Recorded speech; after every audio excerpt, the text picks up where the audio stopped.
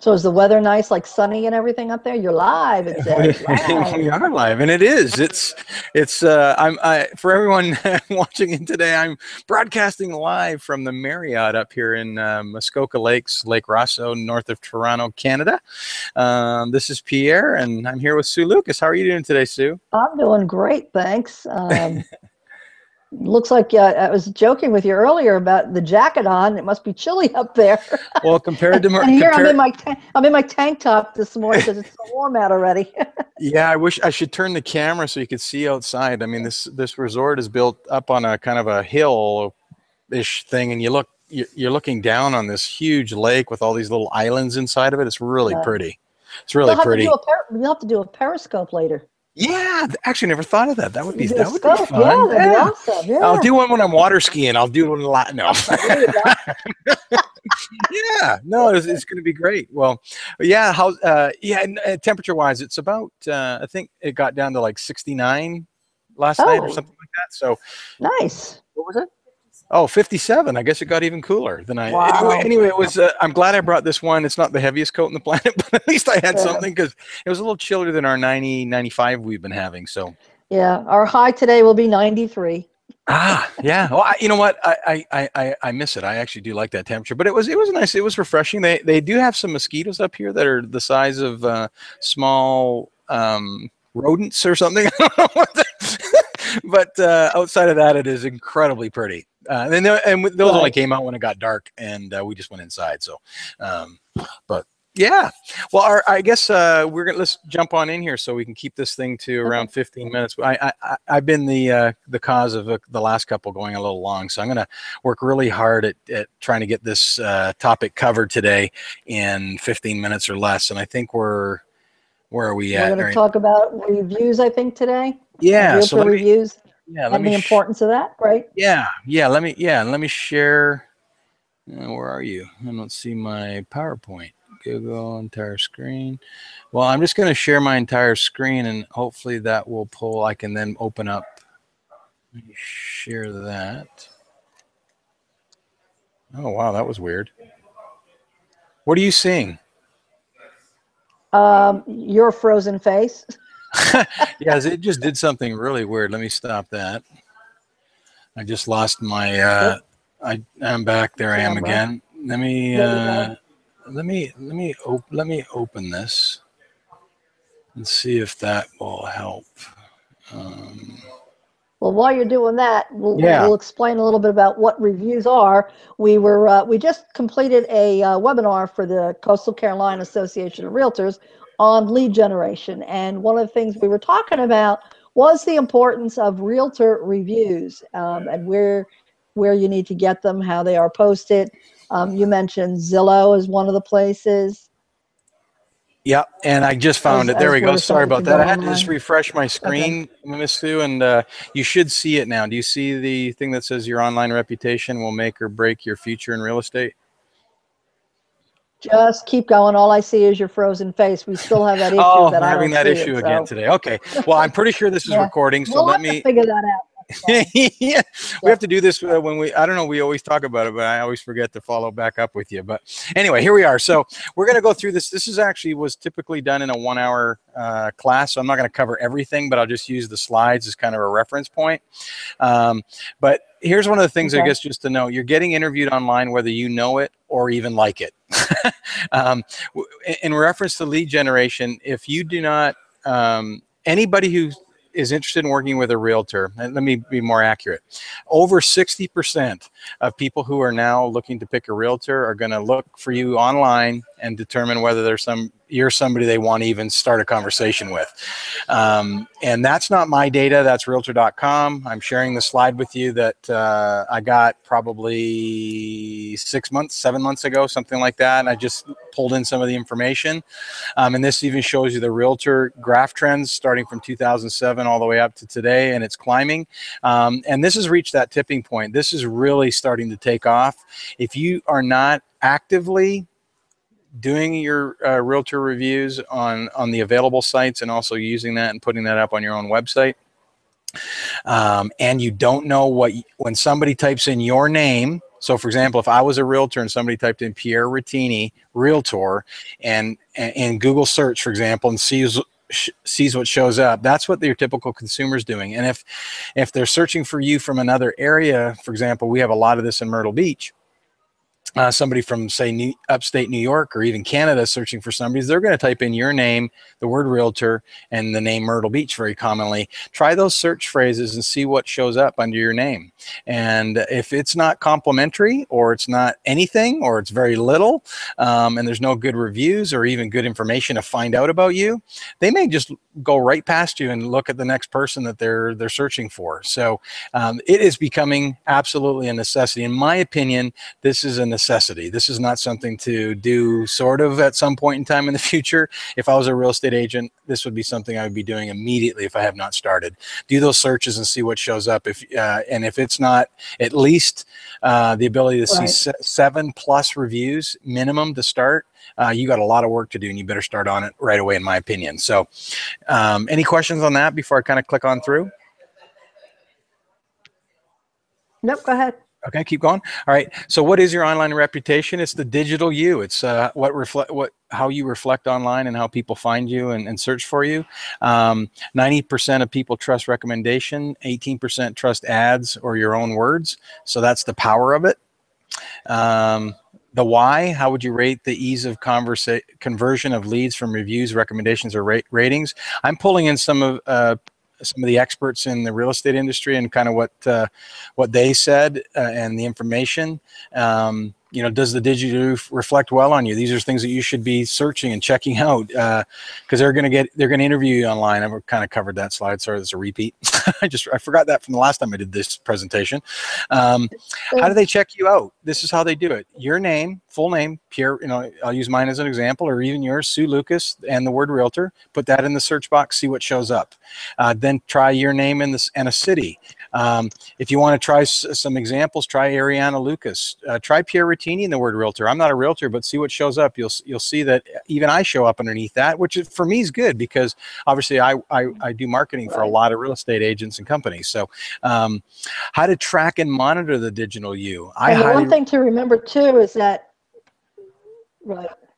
No, go ahead. I just want to, while you're talking about that search feature, that people have their Facebook and a personal profile, and you really have to be careful if you're in business, anytime really, but especially if you're a realtor and in business, what you're posting on Facebook, because you can see that for that same reason, that they're searching online and your Facebook picture may come up or your post may come up in that search, something you were doing Friday night with your friends, it may not be appropriate. You may not want to put out there what you're doing on the weekends with your friends, it's out there. Once it's in writing, it's there, and it's in digital, it's there forever. So always try to keep your posts somewhat okay and normal that you wouldn't be embarrassed about for some, especially as I said, a realtor, for somebody, a future buyer or seller to find you.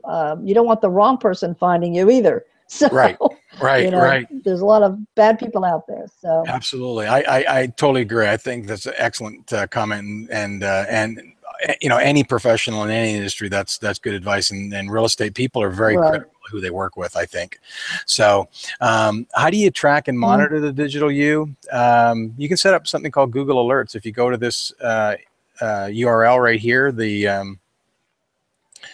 this one right here, google.com/alerts. You can type in your name, and anytime your name is used somewhere on Google, you'll get an email. Is one way you set it up. That's how I do all of my alerts. The name of your brokerage, your competitors. And just hold it right there while you're. Yep. Something else that you can use the Google Alerts for is your property listings. And I'm recommending this for all the people out there with so many of these rental scams, is to set up the Google Alerts with that property address, because that way it'll send you an alert every time something new appears with that property. So if somebody steals it off your website or out there and posting it as a rental and it's not for rent, at least you'll know about it. That's a great idea. I love that. That's a really good idea. Yeah, so you Yeah. can basically So, get reminded every time. Anything that you want to track or keep up to date on, type that in as a Google alert, and you'll have separate emails coming in with anything that's being used that way. And you can set it up to do dailies or etc. And I look at that once a day on the key topics that we're following. So and it makes it so simple. You don't have to sit and do anything. You just open the email and kind of look at it. Okay, everything's okay, or that was good information, and you move on to the next thing. So simple thing, and I love that tip. I'm gonna have to add that in if you don't mind me stealing that. Negative reviews. Negative reviews. The Google alerts are the one. I just want to talk two things on the Google alerts before you go further. Yeah. When you talked about setting them up in your names, I've set it up. I've got them set up in my name, but I also do it. I do it under Sue Lucas, and I've done it under Susan Lucas, and then I do it under Sue Lucas Realtor, Sue Lucas Myrtle Beach, Sue Lucas Horry County, and then I do Susan Lucas, same thing. So depending on how people are going to search for you, you might want to do that as well. Like, if you have a nickname that you're using. Yeah, good idea. Yeah, absolutely. I think that's a good idea. Sorry, I should keep asking you. Do you have anything else to add before I move on? I'm sorry, Miss Sue. No, that's okay. We're good. Go ahead. Okay, cool. I'll move on to the next one. Negative reviews. Can they happen? Of course. And do they happen? Yes. And if they happen to you, what do you do? Good question. Overwhelm them. Reviews kind of have a place based on the order they come in. So if there's a negative review, deal with it, obviously, and reply to the negative review quickly. But if you have a negative review, do the work to rectify that one, but also then work to get some other good ones on top of that, so that it's lower down, or the balance of all your reviews says the bigger picture or the true accuracy of it. Because you can be the best at everything you do, and there still could be that occasional negative review you get because something happened. I mean, we all make mistakes, and some people are very unforgiving, and sometimes you'll just get that person for whatever reason, something bad happened in their life, and they're letting it all out on you. I mean, whatever the reason is, try and deal with it professionally. But if you can't, I put a caution here, caution, never argue with a fool. There are a few, and I won't say or even comment on how many I've met in my lifetime, but there are a few. And if the person is making absolutely no sense, I mean, they're just arguing for the sake of argument, and there's no professionalism to their, if they're being personal or just very unprofessional with it, I just wouldn't engage that. I would just, do your best to get a whole bunch of great reviews and just, get that one to kind of, as best as you can, disappear without deleting it. I don't believe in deleting them. Other than that, act accordingly and learn from anything that you've done that's causing a negative review. Nothing unusual here, pretty common sense, but it comes up a fair bit, and this is how we deal with it and how we recommend people deal with it. So any questions or thoughts on this section, Cool. Miss Sue? No, I'm just giving you a time. We're at 3 minutes. Okay, 3 cool. minutes if you want to keep to the 15. Yeah, these are some examples. I'm just going to leave them up for just maybe 10 seconds so people can, pause the video. And these are just examples from actual realtors and what they do with, the reviews and how they utilize them. So I'll just leave that there. This is from Tristan Amuda, I believe it's pronounced. Here's another expert's recommendations from a Rosemary Allison. So I'll leave that up for maybe 10 more seconds and let you kind of look at that, or pause the video so you can kind of take some notes on how she's using it. And then the key here is, well, where do you go and how do you set this up? So I'll do this for the last 2 minutes. Number one is, the first top link is how to set up your realtor profile on realtor.com. You'll get a page that looks just like this. We just showed this in the last webinar. Claim your listing. And the cool thing is, within that, this is a link. I'll just hold that there so you can write that link down. You can pull in links from LinkedIn, Real Satisfied. You can manually upload your links. You can add images and videos to your reviews and testimonials. And then here's also the Zillow link. And I highly recommend that these, Realtor.com and Zillow.com minimum, are the two places that you need to get set up right away if you don't have it already, and start building your your reviews.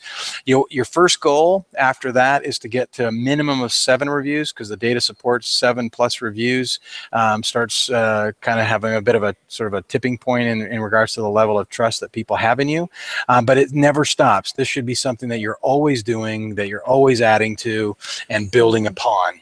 And then all of this information can be utilized in your emails, in your social channels, etc., and your ads, different on your website. We also highly recommend that you have a review mechanism built into your website, so that you can not only display them but capture ones there as well. So any thoughts or things to add here, Ms. Sue? I did have a question. What are you seeing as to the popularity or changing over from the real to the video testimonial? I'm just thinking a lot of realtors take a photo the day of the closing in front of the house with the sign.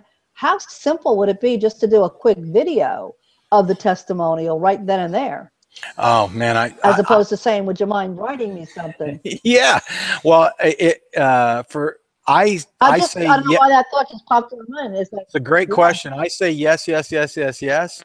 And I will also share, for those of you that so many realtors are so worried about the production quality of their video. I will tell you that video that you're doing au natural with using your iPhone or your Android phone or tablet, whatever you've got that can record a video on the spot, don't get too worried about it. In fact, the more natural it looks and the more honest it looks, point the thing with you and your clients standing side by side, or if you hate being in it, just point it at them and ask them the questions. Hey, tell us about your new home and how excited you are, or something like that, and then just say, would you please share with everybody what it was like to work with me to buy your home, or what it was like to work with me to sell your home, and just let it answer. It could be 15 seconds. It's the best 15 seconds of advertising you'll ever get, because it's not you talking anymore. It's someone else acclimating you and a third party person saying you're good. I'm just thinking